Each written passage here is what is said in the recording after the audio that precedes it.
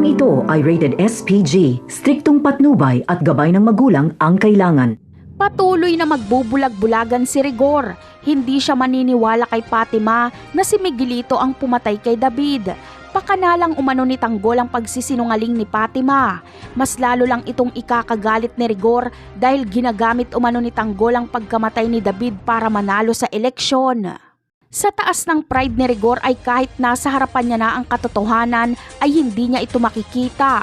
Dahil sa kanyang mata ay si Tanggol ang may kasalanan ng lahat at hindi pwedeng magkamali si Rigor.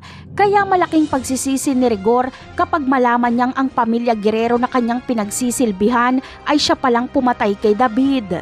Samantala, naniniwala si Mando na hindi si Tanggol ang pumatay kay David. Gusto ni Mando na patunayan kay Rigor na inosente si Tanggol.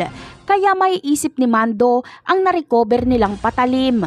Doon kasi magkakaalaman ng katotohanan dahil ipapasuri nila ang fingerprint nito. Kaya lagot si Miguelito kay Rigor kapag makita ang fingerprint niya sa patalim na ginamit niya kay David. Magtutulungan si Rigor at Santino para tugisin si Miguelito at gantihan ito. Hindi na ipapakulong ni Rigor si Miguelito dahil alam niyang sa lakas ng impluensya nito ay makakalabas lang din ito. Kaya papaslangin na lang nila ito. Napakarami pa nating dapat abangan sa mga susunod na episode. Paalam!